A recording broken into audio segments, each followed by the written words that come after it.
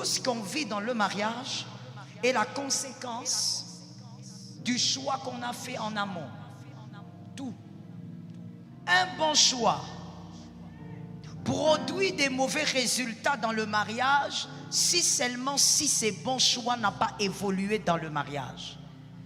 Faire un bon choix au départ, ce n'est pas la garantie de vivre heureux dans le mariage. Le bon choix que tu as fait doit évoluer positivement dans le mariage. La femme, le bon mari, le bon monsieur là que tu as trouvé, quand vous vous mariez, il doit évoluer positivement. La femme doit évoluer positivement. Tout bon choix qui n'évolue pas devient toxique dans le mariage. Tout bon choix qui n'évolue pas dans le mariage positivement devient dangereux et risque même de devenir un mauvais choix. Un bon mari ne peut pas rester bon sans évoluer. Une bonne femme ne restera pas bonne si elle n'évolue pas positivement dans le mariage. Que Jésus t'aide. Comment faire le bon choix? Et là d'abord je suis avec les célibataires. Le premier critère, les célibataires, si tu ne veux pas échouer, on choisit d'abord la personne qui correspond à ta destinée. Shalom bien-aimé dans le Seigneur Jésus-Christ. Aujourd'hui, la servante de Dieu, pasteur Joël Gloria Cabassel, pasteur responsable de l'église Assemblée évangélique Nouvelle Alliance de Kinshasa, enseigne aux jeunes célibataires gabonais comment savoir si c'est le bon choix pour le mariage. La réussite dans le foyer dépend d'abord d'un bon choix de conjoint ou de la conjointe. Aussi, tout naturellement beaucoup de chrétiens se posent la question de savoir comment ils pourront reconnaître cette bonne personne. En la matière, les expériences diffèrent. Aussi on ne saurait généraliser une expérience pour en faire une règle. Toutefois, existe-t-il un choix idéal? Comment le jeune chrétien peut-il être sûr de son choix dans le cadre du mariage? Quand nous choisissons de vivre selon le plan que Dieu a conçu pour nous, notre libre arbitre se renforce. Les bons choix augmentent notre capacité de faire davantage de bons choix. Si nous obéissons à chacun des commandements de notre Père, notre sagesse et notre force de caractère grandissent. Notre foi augmente. Le bon choix sera donc le choix qui respecte les critères dictés par Dieu dans le cadre du mariage.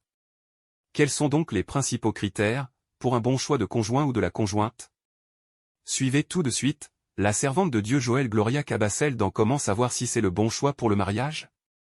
Abonnez-vous, aimez et partagez afin d'apporter l'évangile de Jésus-Christ aux nations. Que la bénédiction de Dieu soit votre partage dans le nom puissant de Jésus-Christ. Amen. Comment faire le bon choix? J'ai certaines choses à dire, mon temps il est réduit, donc je vais accélérer. Merci de m'écouter de manière speed. Comment faire le bon choix? Et là d'abord je suis avec les célibataires, c'est la première partie. Tu dois vaincre cette bataille-ci. Si tu n'arrives pas avec cette bataille, peu importe les prophéties qu'on te donne, tu es grand, tu deviendras je ne sais pas qui, tu deviendras président ou quoi. Si tu fais un mauvais choix, tu vas échouer gravement. Le mariage est on va dire le seul lieu qui détruit les héros, qui tue les héros. Les hommes les plus excellents ont des destinées abruties à cause du mariage. On ne blague pas avec ça. Est-ce que quelqu'un m'entend bien? Oh yes. Tu es obligé de réussir. Comment faire le bon choix? Genèse 24, 6 à 8. Je n'aurai pas le temps de lire. On écrit s'il vous plaît. Genèse 24, 6 à 8. Dans cette écriture, il y a quelque chose qui m'a beaucoup plu. Abraham dit au plus vieux de ses serviteurs, lorsqu'Isaac devait se marier, écoutez-moi très bien. Abraham dit, tu vas aller chercher une femme pour mon fils. Mais le verset commence en disant, je t'interdis d'amener Isaac là-bas. Toi-même va chercher. Et quand il commence à donner les critères au vieux serviteur, il lui dit, quand tu iras là-bas, quand tu trouveras, amène la femme. Mais il termine encore le verset en disant, je t'interdis d'amener Isaac là-bas. Pourquoi Abraham, alors que c'est la femme d'Isaac, pourquoi Abraham ne veut pas qu'Isaac aille lui-même choisir sa femme, voir sa femme? Il a interdit 2 fois, au début et à la fin. Il lui dit, jure sur ma cuisse, mets ta main sous ma cuisse, un rituel juif. Jure-moi que tu n'amèneras pas mon fils là-bas, mais que tu choisiras une femme et qu'elle viendra. Voici la raison. C'est que le premier critère pour faire un bon choix est caché là-dedans. Et quel est ce critère? Abraham ne voulait pas que Isaac voie, parce que s'il voit, il choisira par la vue. Or, ce qu'on voit est trompeur. Je te donne un deuxième indice, toi-même tu vas trouver le premier critère. Deuxième indice, c'est que Abraham choisit les plus vieux de ses serviteurs. C'est-à-dire, c'est un homme qui a vu Isaac grandir. Mais au-delà de voir Isaac grandir, c'est quelqu'un qui a vu comment Abraham a évolué même dans sa vie chrétienne, dans sa richesse. C'est quelqu'un qui a vu comment Abraham a commencé à devenir milliardaire. Il dit donc à celui-là, c'est toi qui vas aller chercher une femme. Personne par rapport à sa destinée. Dieu demande, Abraham demande au vieux serviteur d'aller choisir, parce que le vieux serviteur ne va pas choisir uniquement une belle femme. Le vieux serviteur connaît l'appel d'Isaac. J'ai entendu 2 amens de ce côté. Ça veut dire que là derrière tu ne comprends pas? Est-ce que tu comprends? C'est-à-dire Dieu, Abraham plutôt, Abraham s'organise pour que celui qui connaît l'appel d'Isaac, la destinée d'Isaac, qui connaît les défis de la vie d'Isaac, que celui-là choisisse une femme. Il dit à Isaac, toi tu vas rester ici, parce que toi tu peux aller trouver une belle femme, mais qui ne pourra pas tenir ta destinée. Le premier critère, les célibataires, si tu ne veux pas échouer, on choisit d'abord la personne qui correspond à ta destinée. C'est le premier critère. Voilà pourquoi aujourd'hui on a des femmes qui disent, pasteur, je fais quoi? Moi je suis intelligente, je veux travailler mais mon mari ne veut pas. Généralement j'ai dit, tu ne travailleras pas. Ton mari ne veut pas, mais tu ne vas pas travailler. C'est lui le chef. Quand tu choisissais, il fallait tenir compte de ça. Toi tu avais tenu compte de la poche.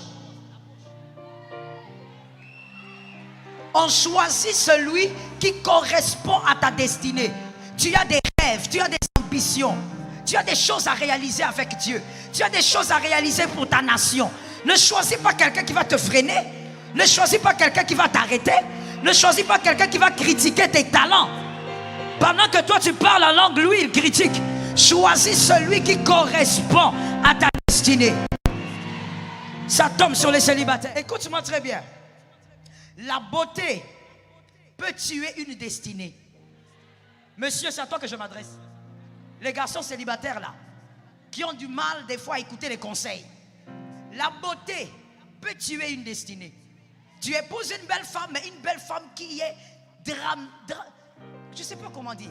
Elle est d'abord traumatisante, elle est impolie, elle est hystérique. Et tout ce que toi tu veux réaliser dans la vie, pour elle c'est une distraction. Elle veut seulement l'argent pour avoir les tissages. La beauté peut détruire une destinée, mais entends la sagesse. Toute destinée qui réussit comporte une beauté.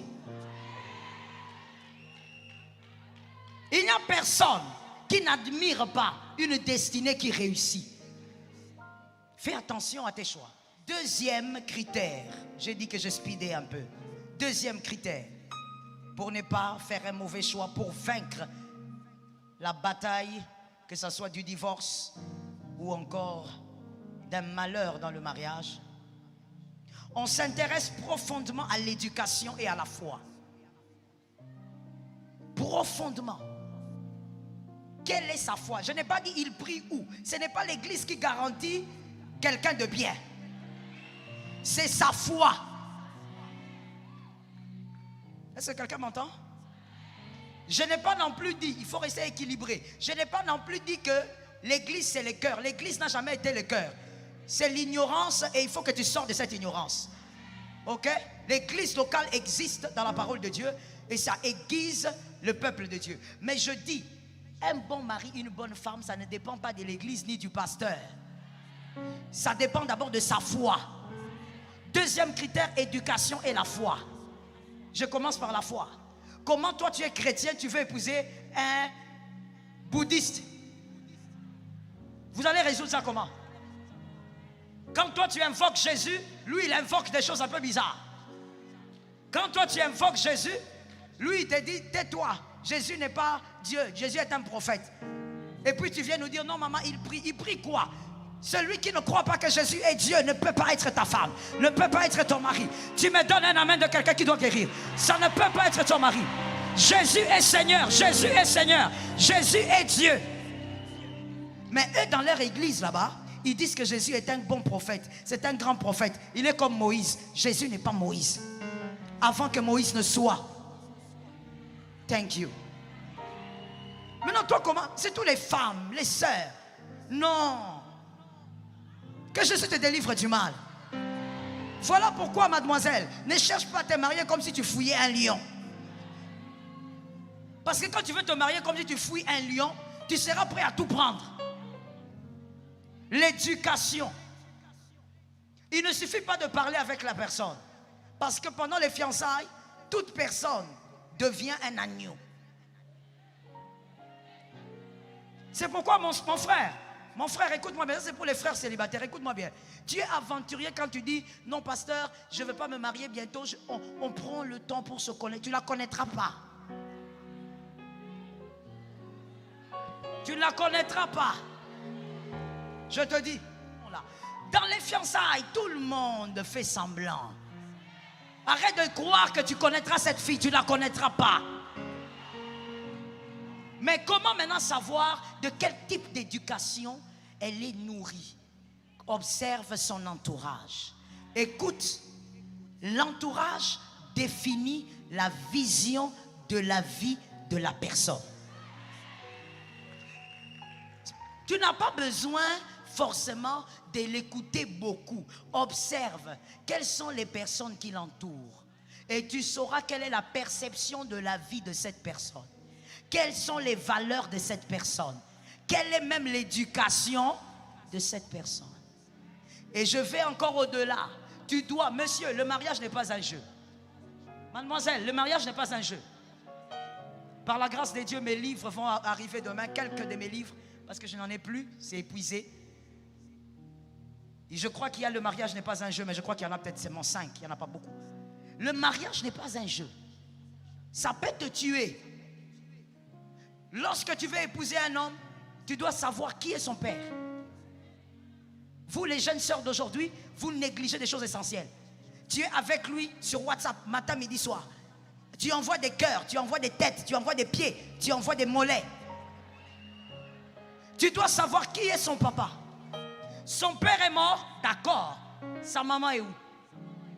Non, sa maman aussi est morte. Ok, où sont ses frères? Va faire des tours de temps en temps à la maison où il y a les frères. Comment ils vivent? Ne t'en fais pas. Tu vois ce que ses frères vivent, c'est comme ça qu'il est. Quand il est avec toi, il fait semblant. Est-ce que quelqu'un m'entend bien? Si tu vois qu'avec à la maison, quand il mange, ses frères mangent comme des hommes qui sortent d'une époque antique. Des hommes de Cro-Magnon. Lui aussi mange comme ça. Devant toi au restaurant, il fait semblant. L'éducation, pourquoi? Parce que celui que tu choisis est le miroir de la qualité d'enfant que tu auras. Can you listen to me?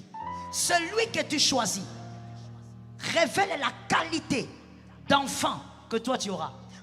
Écoute quelque chose que les jeunes n'aiment pas entendre, ou même les célibataires.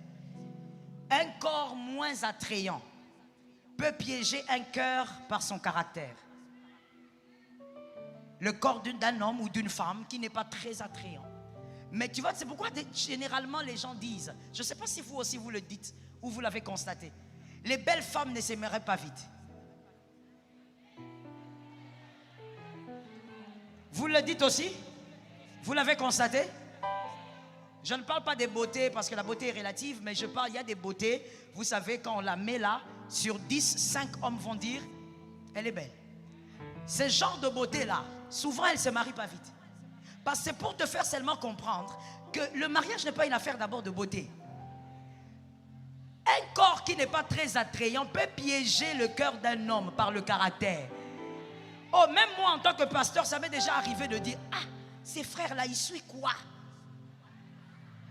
Je te dis, j'avoue, hein, du haut de la chair ici, moi-même en tant que pasteur là, je regarde le frère, un bel homme, je te dis, ah, la beauté. Que mon mari ne suive pas, c'est direct. Un bel homme. Et puis il vient, il me dit, pasteur, je vais vous présenter ma fiancée. Ma soeur, je m'attends à une belle femme, tu vois un peu. Le genre d'homme là qui est comme s'il est sorti d'un four. Hein? Un gâteau bien préparé. Tu vois le type d'homme là, non? Ça veut dire quand tu les regardes, tu dis, oh, alléluia, Jésus est né, Jésus est ressuscité. Un bel homme. Ça veut dire pour voir les défauts, il faut bien regarder. Mais sinon, quand tu les regardes comme ça, 100%. Il m'amène la fille. Je te dis, j'étais assise au bureau. Moi-même, je fais.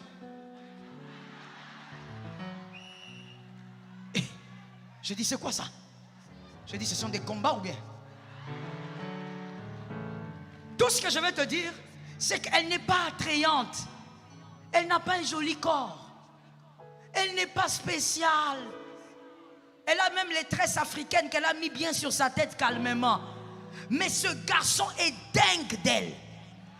Il n'y a pas que les corps. Un corps qui n'est pas attrayant peut piéger le cœur d'un homme par le caractère. Mais écoutez maintenant. Un corps très attrayant, parce que ça existe. Ce n'est pas aussi de sa faute, c'est les génétiques. Un corps très attrayant, lorsque ce corps est rempli de mauvaise éducation, ça devient un cimetière. Personne n'aime dormir au cimetière, à moins que tu sois sorcier. Est-ce que quelqu'un m'entend? L'éducation, troisième critère. La beauté de vivre et la beauté physique. Vous avez vu, j'ai mis ça en dernier. La beauté de vivre d'abord et la beauté physique. C'est le troisième critère. Si tu veux réussir, que Dieu t'aide à respecter ça. Une personne désagréable avant le mariage, tu vas avec elle où?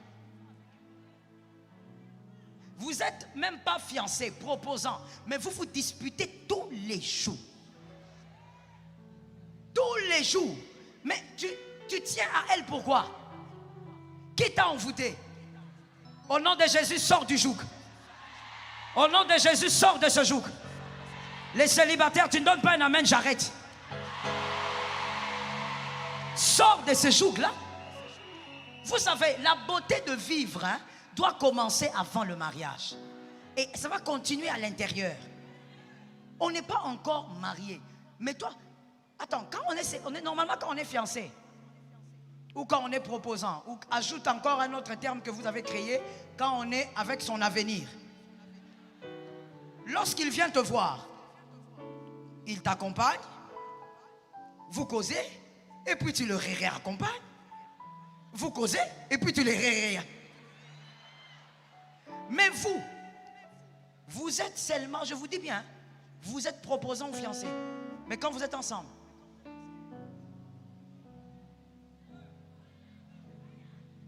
vous ne causez pas, vous ne riez pas, il n'y a rien d'agréable.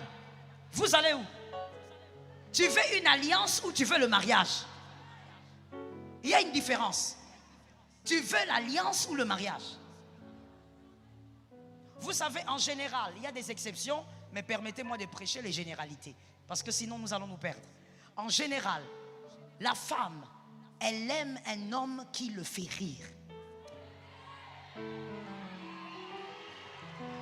La femme, en général, la femme aime un homme qui est semi-humoriste. Parce qu'il ne faut pas exagérer. La beauté physique, je l'ai mis en dernier. Et je l'ai dit tout à l'heure. Parce que tu sais, aujourd'hui il y a des divorces. Et tous qui divorcent ne sont pas vilains. Ou ne sont pas moins beaux. Il y a des belles femmes qui divorcent. Mais comment une belle femme a divorcé? Comment son mari l'a laissé partir? Elle est belle. Comment un bel homme a divorcé? Pourquoi cet homme, cette femme plutôt, a laissé un bel homme partir? Parce que tu sais, au-delà de la beauté, il y a des choses qui mettent en paix dans le foyer. Si tu n'as pas la paix malgré la beauté, tu ne resteras pas là. Est-ce que quelqu'un m'a capté? Voici ce que les célibataires doivent savoir au sujet de la beauté physique. Est-ce qu'il y a des célibataires qui écrivent? Oui, c'est très bien. Voici ce que vous devez savoir au sujet de la beauté. Je suis en train d'aller vite. La première chose à savoir, je peux mettre de l'eau dans mon vin. J'ai mes critères de beauté, mais quand je tiens compte des autres critères, je sens que ça marche, même si celui-ci n'est pas trop ce que je voulais. Je voulais 1,80 m, mais celui-ci un peu. Bon, ça va aller. Le bisou va quand même se passer. Tu mets de l'eau dans ton vin quand les autres critères sont réunis. Pareillement pour les hommes. Mets un peu de l'eau dans ton vin. C'est ça la maturité aussi. Ne dis pas non, moi je voulais seulement une femme claire. Mon frère, arrête ça. Mets un peu de l'eau dans ton vin si tu sens que le reste des critères sont réunis. Que quelqu'un me dise, mets de l'eau dans ton vin. Je ne peux pas épouser, ça c'est la deuxième chose que les célibataires doivent savoir. On ne peut pas épouser une femme qui ne vous attire, une femme ou un homme, qui ne vous attire pas. Ça, il faut refuser. Même si les autres critères sont réunis, il ne faut pas accepter ça. Une femme, un homme qui ne vous attire pas, je ne parle pas de la séduction satanique, je parle d'une attirance pure. Ok? Vous vous sentez bien à côté de ce corps-là, vous êtes fier de regarder ce corps-là. Si ce corps ne vous attire pas, ne vous décidez pas. Est-ce que quelqu'un m'entend? Sinon, dans le mariage, tu vas commencer à te bander les yeux pour prendre ton gars. Sinon, dans le mariage, tu vas te bander les yeux pour prendre ta femme. Tu vas éteindre les lumières comme la plupart des mariés. Donne un amen. Donne un autre amen normal. Et je veux préciser une chose. L'attirance n'est pas seulement une affaire de beauté. L'attirance est aussi une affaire de charme. Et un homme, ça c'est un conseil que je donne aux hommes mariés ou célibataires, même si tu as 80 ans, écoute-moi s'il te plaît. Un homme, même si tu es beau, tu dois être charmant. C'est ce qui attire aussi les femmes. Toi tu n'as pas de charme. Même ta démarche n'a... Même la démarche n'a pas de charme. Un homme doit être charmant. C'est le charme qui attire. Oh, I'm telling you. Un homme doit avoir le charme. Parce que vous savez, tout à l'heure, j'ai dit, il y a des réalités génétiques. Dis-moi génétique. Ça veut dire que tu n'as pas décidé, c'est papa et maman. On fait comment? Quand tu te regardes au miroir, tu t'aimes, c'est vrai. Mais toi-même, tu reconnais que tes oreilles sont un peu aiguës. Toi-même, tu reconnais que tu as un peu des oreilles un peu compliquées. Mais tu t'aimes quand même. On ne choisit pas sa beauté, mais on peut décider sur son charme.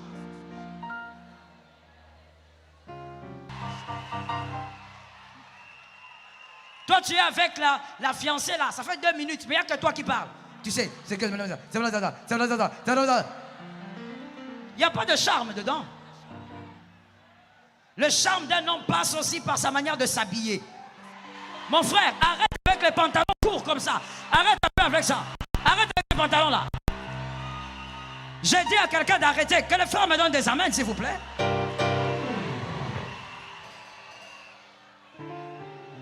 Je n'ai pas trop envie d'expliquer d'où viennent la couture de ces pantalons-là, parce que bon, on est sur les réseaux aussi. Mais ceux qui connaissent savent que les créateurs de ces pantalons-là sont gays. Et ils l'ont fait pour que la personne, l'homme qui joue le rôle de la femme, s'habille un peu comme une femme. Mon frère, porte un pantalon normal. C'est le charme. Est-ce que quelqu'un m'entend? Que les jeunes garçons me donnent des amens. Les jeunes frères célibataires, des amens. Tu as ta chemise, tu repasses bien mon frère. Ne laisse pas des lignes ici comme ça et tu sors. C'est un manque de charme. Donc tu cires bien, tu la fais briller. Le charme. Ainsi tu verras, comme je l'ai dit pour la femme ou pour l'homme, tu verras un homme qui n'est pas aussi beau que toi, mais il a pu épouser une femme formidable. Parce que le charme compte aussi. Toi-même quand tu vois quelqu'un, Bonjour. C'est quoi? C'est quoi?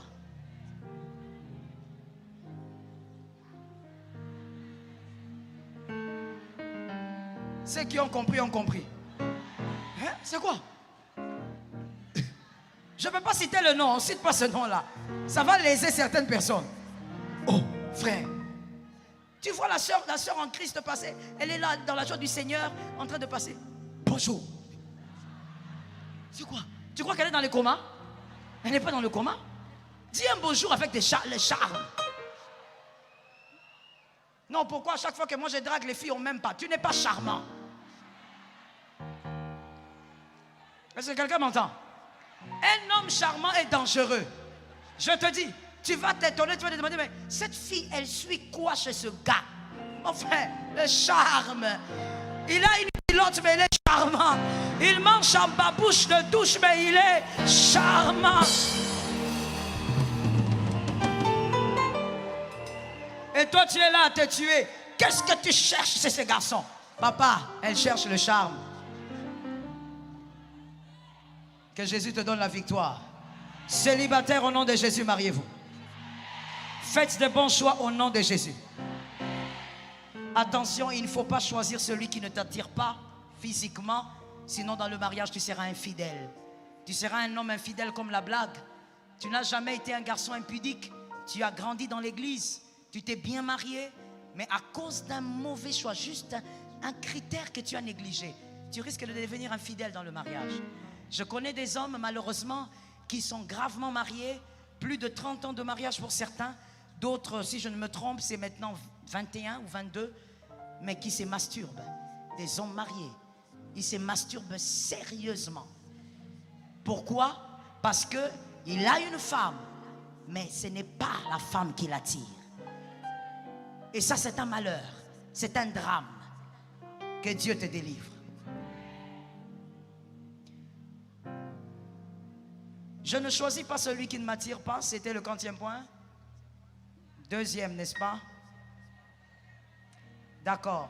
Je n'épouse pas, toujours la beauté physique, je n'épouse pas la personne qui magnifie sa beauté. C'est une personne dangereuse à ne pas épouser. Une personne qui aime, qui s'aime tellement au point où elle est sûre de sa beauté à un niveau où elle glorifie sa beauté. Donc elle, sa beauté, c'est autre chose pour sa vie. Un homme comme ça est dangereux. Est-ce que quelqu'un m'entend? Il va commencer à priver aux enfants les frais scolaires. Il ira s'acheter des pantalons. Une femme qui magnifie sa beauté à outrance n'est pas une femme à épouser, monsieur. Parce qu'elle va toujours te rappeler que tu ne la mérites pas. Qu'elle est trop belle pour toi. Une femme comme ça, il faut la fuir. Que Jésus te donne la victoire. Le dernier point, toujours dans la beauté physique pour les célibataires. S'il te plaît, monsieur célibataire, mademoiselle, choisis la personne qui t'attire physiquement et continuellement. Elle doit continuellement t'attirer. Parce que c'est vrai, qu'en se mariant, le corps peut subir des changements. Voilà pourquoi d'ailleurs je t'ai dit que ça ne doit pas être le critère principal. Parce que dans la vie, il y a aussi d'autres réalités. Un drame peut arriver, un accident peut arriver. Tu ne vas pas quitter ta femme parce qu'elle n'a plus de jambes. Tu ne vas pas quitter ton mari parce qu'il n'a plus de mains. Donc la vie est compliquée. La beauté ne doit pas être le critère principal. Mais choisis une personne qui t'attire de manière continuelle. Mais je finis en disant par rapport aux célibataires que les autres critères soient prépondérants. Est-ce que quelqu'un m'entend? Si tu t'appuies seulement sur le corps de quelqu'un pour l'aimer, le jour où vous aurez de problèmes, ce corps ne va plus t'intéresser. Il faut que autre chose t'éblouisse dans la personne, au-delà du corps. Est-ce que quelqu'un m'a capté? Quel célibataire a dit au nom de Jésus, je me marie selon Dieu? Shalom bien-aimés dans le Seigneur Jésus-Christ. J'espère que vous avez aimé cette vidéo. Abonnez-vous et partagez pour porter l'évangile de Jésus-Christ aux nations, car il y aura plus de joie dans le ciel pour un seul pécheur qui se repent. Merci de faire partie de notre famille Wonderful Jésus-Christ.